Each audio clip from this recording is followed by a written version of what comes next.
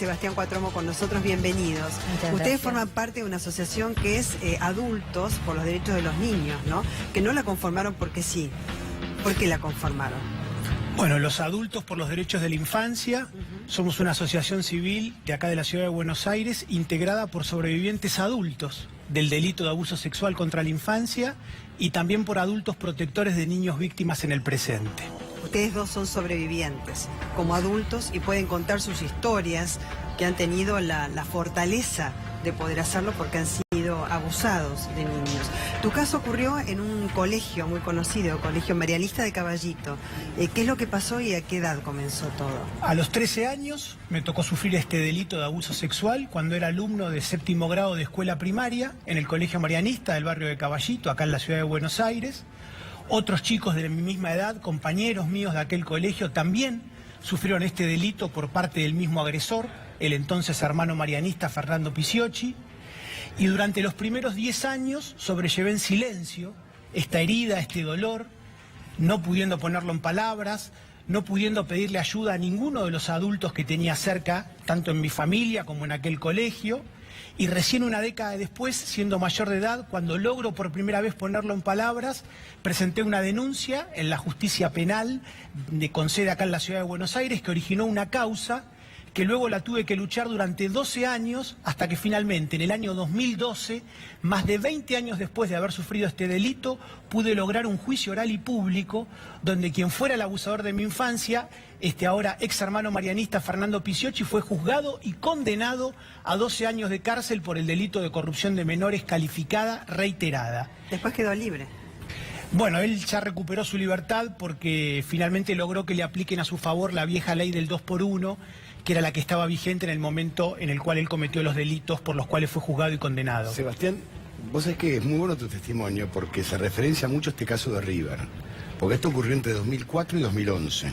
Que sé que estos menores hoy son mayores, aquellos menores hoy son mayores.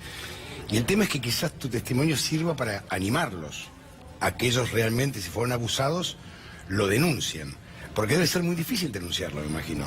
Sí, bueno, lo que nosotros justamente buscamos, lo que he tratado de hacer con mi historia, al igual que Silvia, yo en ocasión de aquel juicio oral y público del 2012 fue cuando hice pública mi historia por primera vez, a través de distintos medios periodísticos, con el claro sentido, con el sueño de que mi historia pudiera servirle a los demás, pudiera servir a nivel colectivo, a nivel social, inclusive desde el lugar de adulto en el cual estoy parado, como una contribución para dar cuenta de esta injusticia que, permítanme decir, nosotros hacemos propio una estadística de Comunidad Europea que sostiene que 1 de cada 5 niños son víctimas de este delito. Niñas, niños y adolescentes, el 20% de la población. Muchísimo. Que desgraciadamente donde más sucede es en el ámbito intrafamiliar y en todas las clases y sectores sociales. El 50% de ellos es incestuoso. Es decir, tiene una complejidad y por algo es tan delicada esta injusticia. Y lo que veo en mi experiencia y en la nuestra como colectivo, que una y otra vez recorremos el país dando charlas desde hace años, nuestra presencia, nuestros testimonios, nuestra voz alientan a muchísimas personas que han sufrido abuso en la infancia, como también a muchos adultos que en este momento están tratando de defender a niños víctimas. Silvia, ¿cuál es tu caso? ¿Qué Mi pasó? caso es, bueno, yo soy sobreviviente de abuso también, pero además a mí me pasó el enterarme que el padre biológico de mi hija había abusado de la hijastra mayor, que es la que me viene a avisar, y ahí conozco lo que es realmente la tortura, que es entrar como madre protectora, tratar de cuidar a tu hija a nivel judicial y encontrarte con que a nivel judicial, cuando vos venís con esto, que es todo un desorden y es un horror, te encontrás que a nivel judicial lo que quieren demostrar es que las denuncias son falsas, que fue un armado porque la madre rencorosa o la otra hija no sé qué querrá, o sea, una cosa muy loca que es que tenemos la estadística que dice que el 20% de la población hemos sido abusados. Ahora, cuando vos vas con un caso concreto y decís, mirá, acá me enteré que esta persona abusó de su hija mayor o es un abusador, te encontrás que la justicia está tratando de demostrar que esa denuncia es falsa. Claro, el tema es cómo hacen ustedes para que les crean, ¿no? Porque en algún momento momento, Sebastián, vos también, como eras abusado con otros 2 chicos en la colonia de vacaciones, ¿no es cierto?, a la que asistían con este sacerdote, y ustedes se encontraron en una situación de más vulnerabilidad, porque además estabas por una situación en la cual por ahí te podían echar del colegio, y había otro chico que había ingresado recién. El tema es que, claro, vos no tenías ni siquiera con quién hablarlo, porque sentías que tu familia se podía desmoronar en ese momento, tenías problemas también en tu propia familia, y no tenías con quién hablarlo, ni siquiera en el colegio, con tus pares, con los adultos. ¿Cómo hiciste para quebrar ese silencio y poder hablar y que te crean? Porque como bien dice Silvia, al principio, ¿quién te va a creer? Además ocurrió hace muchos años atrás. Bueno, en mi caso fue un proceso de 10 años, y siendo mayor de edad, una década después logro ponerlo en palabras por primera vez. Pero esto que vos decís, por eso son sufrimientos básicos que tenemos todas las víctimas del delito de abuso sexual en la infancia. Primero, es quizás como en ningún otro delito donde la víctima generalmente se autorrecrimina, se siente culpable por lo que le pasa, el sentimiento de vergüenza. Digo, hay que estar en la psiquis, en la emocionalidad de una niña, de un niño, de un adolescente que sufre tamaño abuso de poder, tamaño sometimiento. Y digo, algo que también siempre me parece oportuno compartir públicamente, porque ya que estamos en un medio, siempre cuento de mi historia, que no solo yo sentía que no tenía vínculos de confianza en mi propia casa o en aquel colegio donde sufría el delito, sino que además algo que en mi historia fue muy significativo en su momento con respecto a sobrellevarlo en silencio, era que cuando me toca sufrir los abusos, fines de los 80, principios de los 90, estaba sobre el tapete periodístico lo que se llamó el caso Beira, sí, claro, que son los abusos que cometió... Nosotros los cubrimos, nosotros lo hemos cubierto, yo lo cubrí permanentemente con el abogado defensor justamente de la víctima de él, que me tocaba justamente esa cobertura. Fue mediáticamente impresionante, no había día que nos hablara de eso, en la cancha también. Pero fíjate vos que ese caso, la cantidad, lo que estaba escrito, nunca se investigó del todo. Se llegó hasta Beira. Beira quedó detenido por abusador de Candelmo, pero fíjate que en la causa había cantidad de menciones que nunca se investigó. Inclusive se mencionaba un club de fútbol, que era el Club Huracán. Y en eso nunca se investigó. Y se hablaba de menores abusados por otras personas y nunca se terminó de investigar. Está bien, eran otros tiempos, no había Twitter, no había WhatsApp, no había canales de cable, eran 2 canales de televisión abierta, radios, había 3 agencias de noticias, era otra película. Pero en esa causa, que bien mencionaba Belén y vos mencionás, nunca se llegó a investigar del todo. Se llegó hasta Beira. Sí. Y a mí, en mi vivencia de niño, que en ese mismo momento estaba sufriendo este delito, claro, lo que me marcó de un modo muy negativo era que yo en ese momento era un chico muy futbolero, hincha de San Lorenzo de Almagro, claro, el cuadro que al día de hoy tiene como uno de sus máximos ídolos al Bambino Beira, y yo en ese momento iba a las canchas de fútbol en la ciudad de Buenos Aires, y alrededor mío miles de personas, varones adultos, entiendo que buena parte de ellos padres de familia, cantaban canciones en la tribuna popular de San Lorenzo, reivindicando a Beira y burlándose de su víctima con nombre y apellido. Sí, además hablaban de la entrega de Sonia Pepe, estaba casado con una mujer monísima que era Sonia Pepe también, entonces bueno, los cánticos en la cancha de fútbol hacían alusión a todo eso. Hoy también decías, Mauro... ¿Me escuchan ahí? ¿Sí? Sí. Ahí está. Hoy creo que también se sigue naturalizando, tal vez menos, pero digo, fíjate que nos encontramos con una aclaración que yo tengo que hacer estos días, que en el caso de Independiente... El argumento defensista que hace Leonardo Cohen Arasi, de decir, no, yo solamente pagué por sexo adulto, pensando que eso lo exculpa, es falso. La ley, en el caso del artículo 119, párrafo 1, 2 y 3, también contempla que puede haber abusados mayores de edad cuando no tienen capacidad de libertad de decidir su integridad sexual. Por ejemplo, como dice la médica, pibes vulnerables, que no tienen ni para comer, y que bajo extorsión o bajo el argumento de que son salvadores de su vida y que un contrato futbolístico depende de estos abusadores, lo terminan corrompiendo. Entonces, imagínate cómo todavía nos falta mucho, que cuesta entender el relato que hizo el chico que es abusado por el árbitro en Independiente, que el pibe en un momento dijo, y sobre todo el testigo que lo acompaña, el de 19 años, que está ahí en el medio entre víctima y victimario, dice, yo en un momento fui a un boliche y le preguntaba a los otros pibes por qué vestían tan bien, cómo habían conseguido tanta pilcha, y ahí me contaron que adultos le pagaban por sexo, ¿no? Y yo explicaba el otro día, hacía un esfuerzo muy grande con ellos y los hablamos, decíamos, esa es la figura de la corrupción de menores, que hace creerle a la víctima que lo que les está pasando es algo que está bien y que es parte de la naturalidad, y es todo lo contrario. Entonces hay que remar contra toda esa cultura. Incluso las víctimas están en esa cultura, lamentablemente, donde el victimario se aprovecha de su estado de indefensión o la inmadurez a los que son menores para hacerles creer que eso que está pasando, donde te canjean un par de botines por un acto sexual, es la naturalidad y está bien. Esa naturalización, en el caso de Sebastián, en tu caso, era porque te estaban por echar del colegio, ¿no es cierto? Y apareció él, este sacerdote, como un salvador tuyo, de tu amigo, y bueno, de otro que se incorporó más tarde, que No era es un chico que sacerdote, había hermano, empezado nuevo, ¿no? Hermano. Que no son Hermano sacerdotes. marianista, bueno. Hermano. Bueno, nosotros igual siempre algo básico que una y otra vez nos parece indispensable recordar es que todo niño, niña o adolescente por definición es vulnerable frente a los adultos y frente a este delito que es el abuso sexual. En mi historia en particular, mis condiciones particulares de vulnerabilidad tenían que ver justamente con que en aquel colegio, terminando la escuela primaria, yo me encontraba dentro del curso en el cual estaba como uno de los chicos que ya estaban estigmatizados y señalados como que a fin de año me iban a echar. Ahí estaba y que tu vulnerabilidad, Claro, digamos. el apriete. Claro, ahí Silvia, estaba. ahora, yo me acuerdo del caso de Peter Malenchini también, que fue mucho más tarde la denuncia, que eran ya tipos grandes cuando lo denuncian, fue lo que 20 años después. Ahora, me parece que lo importante acá es cómo se puede ayudar a que estos chicos, los de River, los de Independiente, y si hay más, se animen a denunciarlo sin vergüenza, porque el tema es la vergüenza, me imagino yo. La vergüenza en general la ha marcado la sociedad Claro, obvio. que nos rodeaba. Esto que decía Sebastián, un chico de 13 años escuchando cómo miles de personas adultas se burlan de otra víctima como él, te daba poca chance de decir, soy víctima y voy a salir a pedir justicia y el malo es el que realmente es el delincuente. Me parece que el modo que tenemos de tomar este tipo de noticias también marca a las víctimas su lugar. Y a los agresores su lugar. Acá no hay duda de que hay víctimas y que hay victimarios. Pero perdón. Hay delincuentes que tienen que ir presos. Lo discutimos con ella y con Antonio toda la semana. Había gente que los llamaba clientes. Todavía hay gente que llama, y hasta periodistas, colegas, que llaman clientes a los abusadores. ¿Clientes de qué? Seguro. Si no son clientes, son abusadores. Estamos hasta la terminología, por ahí, como decís vos, para un pibe que está viendo por televisión, es víctima de abuso, y ve que en la televisión hablan de clientela, termina pensando que lo que le está pasando es un negocio.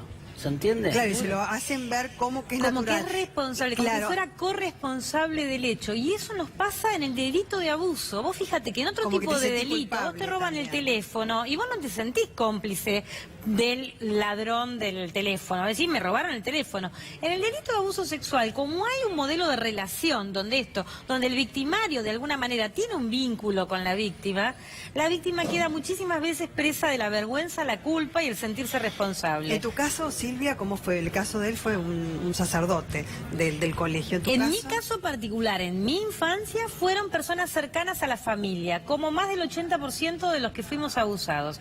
En general los niños son abusados por el entorno de conocidos. O sea, no familiares tuyos, sino No familiares conocidos de directos, pero familiares. esa, ¿viste la familia como más Como una extensa? familia, Que claro, uno más tiene los política, tíos así sí. postizos y uno era un compañero de trabajo de mi papá.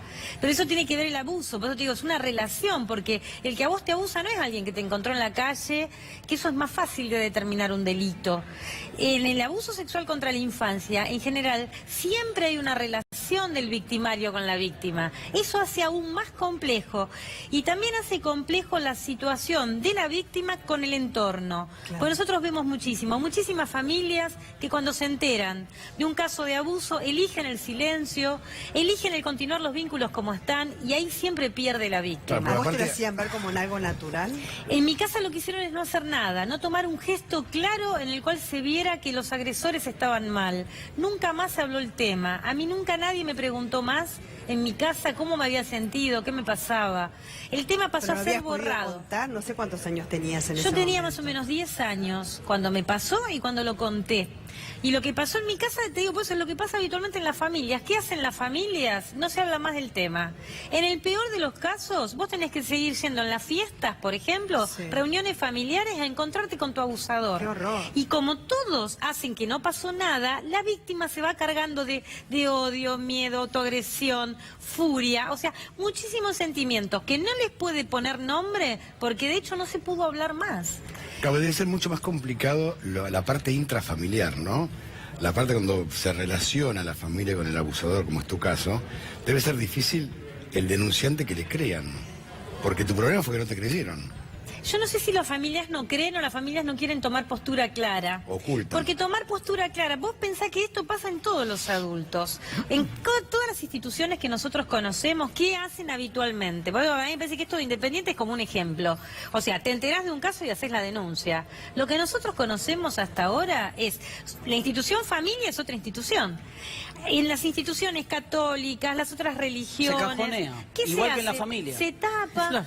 Pero ahí dejas desprotegido a la víctima. Pero fíjate el caso de River, que lo denuncia esta mujer 8 años después. Sí, diciendo con gravedad institucional que cuando ella le llevó el caso a sus superiores, le hicieron lo mismo que la iglesia está acostumbrada a hacer con Mauro, aquellos que llevan una y denuncia el de abuso. psicólogo, con la excusa del secreto profesional, no hizo la denuncia. A diferencia del psicólogo independiente que sí hizo la denuncia. Por eso te digo que para mí Independiente es como un caso a mostrar qué tenemos que hacer los adultos en todas las instituciones cuando nos enteramos de esto. Lo que tenemos que hacer es buscar ayuda, hacer denuncia y tener en claro que acá hay agresores que tienen que ir presos y hay víctimas. Perdón, Silvia, y después tener un poder judicial que tampoco está preparado, donde te encontrás con muchas fiscalías o juzgados machistas que contemplan o naturalizan el abuso. Acá se encontraron con una fiscal que fue al frente y un juez que avaló lo hecho por la fiscal, porque también podría haber pasado que le caía la denuncia. La fiscal, a esta hora me vení con esto, ya está, cerró, mesa de entrada. Ojo, Seguro, digo, se totalmente. dieron todas las variables. Bueno, y también contención. Es muy importante que sepan aquellos que van a hacer la denuncia, que van a tener contención, que ya lo hablaba con el abogado de Avivi, porque si no, es muy difícil. Por ejemplo, en tu caso, vos cuando buscaste a tus compañeros que habían sido abusados, ¿qué te dijeron? Bueno, en mi caso habían seguido el mismo proceso de no poder hablarlo, de no poder compartirlo con nadie. 10 años después, cuando los voy a buscar, era la primera vez que lo hablaban con otra persona. Y en particular, las víctimas fuimos varias de este hermano marianista Picciocchi. Mis compañeros de habitación que habíamos sufrido el delito sintieron que no me podían acompañar en la presentación de una denuncia. Básicamente, entre otras cosas, por el temor, los temores que genera el ir a hacer una denuncia, el exponerse a un proceso judicial, y también por los temores en un sentido ya más amplio, de lo social, de lo cultural, de, bueno, ¿a qué me voy a ver expuesto? ¿Qué pueden llegar a pensar de mí? ¿Qué van a decir? Todos estos temores están todo el tiempo sobre las No, víctimas y la otra de este pregunta que delito. debe ser cruel es, ¿por qué tantos años después? Que debe ser la pregunta más cruel, porque me animé, pero debe ser una pregunta cruel. Porque hay que armarse, claro, ante tanta soledad y ante tanto silencio hay que animarse. Ahora, lo que nosotros vemos y que lo ven nuestros compañeros, nosotros tenemos grupo de ayuda de pares todos los sábados, que eso es importante saberlo. Se contienen. Tenemos claro. un espacio anónimo donde cualquiera puede venir, cualquiera que esté implicado en el tema de abuso, como víctima, como adulto protector, como pareja, como amigo, porque nosotros vemos que este tema es muy movilizante y nos ayuda el entre todos ir hablando y escuchándonos y sobre todo creyéndonos, porque muchas víctimas cuando han hablado no han sentido que se les creía. Bueno, fíjate que River, en esto quiero hacer una salvedad. River Conducción Actual se presentó una abogada, se pusieron a derecho. Los que están mencionados que en el año 2010-2011 tenían a cargo la pensión, y uno de los médicos que menciona la médica, uno de esos médicos habló con el colega y amigo Gustavo Gravia para Infobae, dijo, la médica miente. Y el otro, el responsable de la pensión hasta 2011, que le hicieron nota en Córdoba, no me acuerdo el apellido, también dijo la médica miente. Fíjate cómo la estructura suele ser siempre la misma. Ante la denuncia aparecen a tildar de mentiroso al denunciante. Entonces, se repite la metodología de lo primero es desacreditar. A diferencia, la conducción actual de River dijo, vamos con una abogada, queremos que se sepa la verdad. Pero los que estaban en aquel momento en la gestión y que aparecen mencionados como que desoyeron a la América, dicen, no, la América nunca me dijo nada. Lo que pasa es que también va a tener que probar todo y va a tener que retrotraerse a esa época y que alguien también le brinde desde el punto de vista penal. Mauro, todo eso hay que sepamos comprobar. algo que es cierto en lo penal, y en esto ustedes lo saben mejor porque fueron víctimas. Si no hay víctima, no hay delito. O sea, todo esto que está pasando con la denuncia, si no aparece una víctima real que se presente a declarar, claro, es la nada misma. Esto estamos de acuerdo. Pero a ver, debe haber un registro que estaba en aquella época en la pensión de River. Hay que elaborar la causa y en investigarla de estaba cero. La causa de los quinchos debe haber, por ejemplo, el registro de quién entraba, puede estar esa famosa Lore con nombre y apellido, debe estar el documento ahí, o sea, registros hay, siempre. Sí, pero la reconstrucción del hecho, creo que ustedes compartirán, la reconstrucción del hecho de River va a ser más difícil. Mucho claro, más difícil. claro, la Independiente. por eso te estoy diciendo. Sí. Claro, pero llamaron ya a los que estaban allí. En Independiente habría una red de prostitución o por lo menos facilitación. No, y hay una víctima visible que es el pibe 14 que dijo, acá estoy. Y que otros hablen y hay detenidos, es claro. otra cosa. En tu caso, ¿no? Apelo al tuyo porque es un colegio religioso, hay otros casos también de colegios religiosos y con denuncias y demás. ¿Cómo te creyeron? O sea, hay una condena a 12 años de prisión para ese sacerdote que se cumplió, que después por el 2x1 salió y demás, ¿no? Pero supuestamente, digamos, viste que uno dice, no me creen, cuando voy no me creen. ¿Cómo hicieron para creerte? ¿Qué elementos llevaste?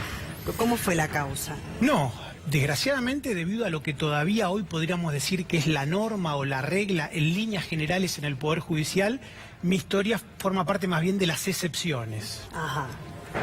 Vale aclararlo. Sí, desgraciadamente por ahí, y no sin razón, algunos especialistas dicen el delito más impune de la tierra, el del abuso sexual contra los niños, nada menos. Ahora, digamos, llevaste testigos, alguien te... Bueno, en toda la causa fueron mis testimonios, el testimonio de otras víctimas, claro, los sí, peritajes que nos hicieron psicológicos a lo largo del proceso judicial, los testimonios de docentes, de religiosos, de directivos, algo que fue realmente en ese sentido extraordinario, fue más de 20 años después, en el 2012, en el juicio oral y público.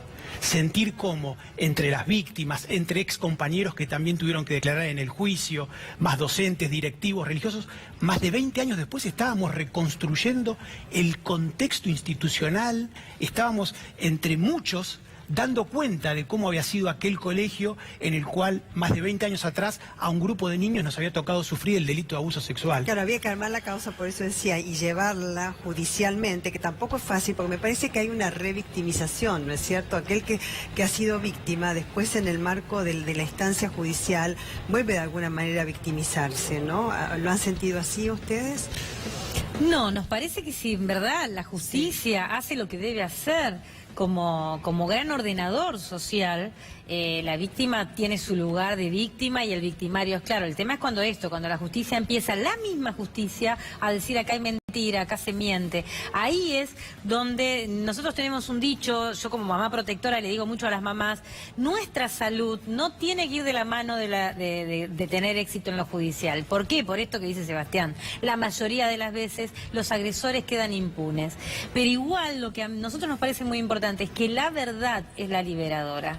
Pero fíjate que la verdad es liberadora. Más allá de lo que después el juez haga con ese agresor, hay una cosa que tiene que ver con la verdad, sí, que es lo que echa luz, y echa luz además a la vida de todos los que estamos implicados alrededor de los agresores. Claro, ¿no? Pero fíjate lo que dice Sebastián, ¿no? Que es importante para vincularlo con River, digo, es que se puede reconstruir la historia. Sí.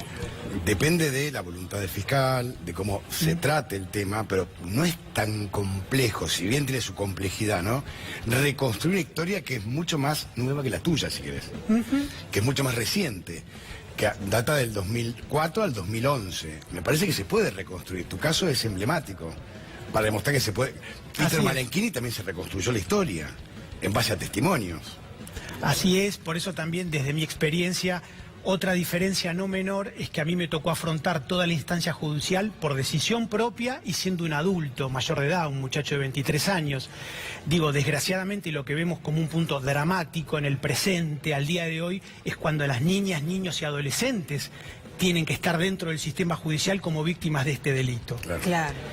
Ahí, desgraciadamente, no solo lo que todavía predomina es la impunidad, sino además muchísimas prácticas revictimizantes, muchísima violencia institucional hacia los niños víctimas y hacia sus adultos protectores. A eso iba, que hay que evitar revictimizarlos, porque si se animan a hablar, ¿no es cierto?, hay que evitarlo. En tu casa, vos, en tu caso, ¿no es cierto?, y en tu casa, bueno, Sí. vos tenías 10 años y te animaste a hablar, no le dieron importancia a eso, y además tenías que ir a reuniones donde aparecían tus victimarios permanentemente. Eso en general, por eso yo contaba, eso le pasa a la mayoría de las víctimas. Mientras las familias no empiecen a analizar cada uno sus propias infancias y las relaciones familiares, cómo han sido, y se deje de naturalizar esto de que hay agresores dentro de las familias que siguen conviviendo, las víctimas se ven con este gran dolor, que es tener que asistir o dejar de entrar a la familia. Los que terminan yéndose de estas familias en general son las víctimas, Claro. por no tolerar más estar con sus agresores. Eso tenemos que lograr cambiarlo. Tiene que quedar muy claro dentro de la familia también quién es el agresor y quién es la víctima, y no puede haber lugar para agresores. Pero yo Eso, me ¿no? quiero quedar también mucho con el tema River, ¿no? Porque es más que nada lo que está ahora impactando, y el tema Independiente, obviamente, pero está bien encaminado. Digo, el tema River, que va a ser más complejo de reconstruir, teniendo en cuenta que hay una diferencia social con respecto a los alumnos maristas en Caballito, y estos chicos que son del interior en muchos casos no se ven ni leer ni escribir. O sea, va a haber que reconstruir un tema, pero digamos, se puede reconstruir. Hay que trabajarlo, será mucho más ardua la tarea, mucho más compleja, pero se puede reconstruir. Lo importante es reconstruirlo. Y ahora, en la contención para que estos chicos se animen, ¿cuál es el consejo para dar? Porque también me parece que va a ser muy importante la asistencia social que dé el fiscal a estos chicos, o psicológica. Ya estos chicos hoy no serían tan chicos también, ¿no? Hoy son mayor de edad. Serían más grandes. Por supuesto, y toda la sociedad. En este tema nosotros siempre decimos, para criar un niño hace falta una aldea. Acá no tenemos que dejar, o sea, esto de decir, bueno, de los niños se encargan los padres biológicos. Y la verdad, y a los niños que les tocó nacer de un padre biológico que es un abusador también. O sea, la sociedad toda nos tenemos que hacer cargo de cuidar la infancia y de cuidar y recibir a las víctimas de esa infancia. Que hoy quizás esa víctima tiene 70 años y tiene derecho hoy a ser tratado con empatía, amor y creerle básicamente lo que le pasó en su infancia. Porque ahí empieza la sanación del que le sucedió, pero también la sanación de la sociedad toda. Asumiendo de que la infancia no es ese lugar que nos encanta decir, que es el lugar protegido, feliz, sino que en verdad muchísimos niños la están pasando hoy, muchos la pasamos, y muchos la están pasando hoy muy mal, muy desprotegidos, muy solos y muy agredidos. Me encanta el nombre que le pusieron a la organización como tal, Adultos por los Derechos de la Infancia, a que sean realmente los niños que puedan vivir como niños, como tales, que tienen el derecho a vivir como niños y que nadie le robe esa infancia, ¿no? En el caso de ustedes que le han robado algún pedacito al menos de la infancia, pero han podido reconstruir su historia, salir adelante, que por eso también me parece ejemplo de que se puede salir adelante. Deben quedar marcas, no dudo de que marcas deben quedar, y debe ser también muy triste ir para atrás y recordar todo, ¿no? Pero a ver, en tu caso, te pregunto, Silvia, porque ocurrió dentro de tu familia, ¿cómo fue eso? ¿Se rompieron los vínculos con tu familia? ¿Lo aceptaron? En ese momento, después nosotros no vimos más a estos agresores. Uno fue un compañero de trabajo de mi papá, que después no lo vimos más. El otro fue un familiar que tampoco vimos más. Pero lo cierto es que lo que pasó en mi familia es esto del silencio alrededor del evento. O sea, nunca más se habló, ¿entendés? Nunca se fue a un médico o a un psicólogo a preguntarle. Entonces, lo que me pasó a mí en mi adolescencia, además, es que yo cargué con esto, la sensación de culpa, la sensación de sentirte no buena, sentirte fea, sentirte desmerecedora de gestos buenos. Todo esto cargué sola. Desmerecedora del amor, del verdadero amor, ¿no? Totalmente. Claro. Entonces, esto es lo que nosotros tratamos con nuestros testimonios de decir. ¿Por qué? Para que no le pase lo mismo a otro, que a otra mamá, a otro papá, a otro familiar, que sepa que le pasó, a un amigo que sepa que le pasó. El silencio es lo más dañino y nocivo que tenemos las víctimas de cualquier evento, sea en la infancia. Es importante hablar, es importante conversar, es importante sentir que alguien nos escucha empáticamente, y ahí vamos sanando. Es al revés, vos sabés que cuanto más hablamos, más nos sanamos. Ah, mira. Por eso la circulación de la palabra en el grupo de pares es magnífico. Lo que nos ha realmente dañado como víctimas es el silencio. Ese silencio atroz que hay. Entonces vos sentís como, yo tengo una herida enorme y nadie me... Es como que vos un día te amputaron, ponés. Y que nadie te habla, nadie te pregunta. Es como que no me pasó nada. O sea, nadie ve mi herida. Si vos la podés hablar y se va a convertir, eso se va suavizando, se va haciendo llevadero. Y si no, vos sentís que la complicidad es con el agresor. Seguro. Claro. El silencio es complicidad con el abusador. De la víctima, del victimario, claro, siempre. Sí, siempre. Porque aparte tu sentimiento de dolor es mucho más fuerte. Tal cual. Pero tenés con quién respaldarlo, con quién sostenerte, con quién apoyarte. Debe ser terrible. Por eso es importante la postura del juez en este caso, por eso la justicia es fundamental, que en estos casos empiece a realmente, esto que te digo, cuando vos vas con algo intrafamiliar, que es muy desorden, vos imaginate cómo llegás vos como mamá, con el desorden que tenés, teniendo que asumir que el hombre que vos te enamoraste abusa de niños.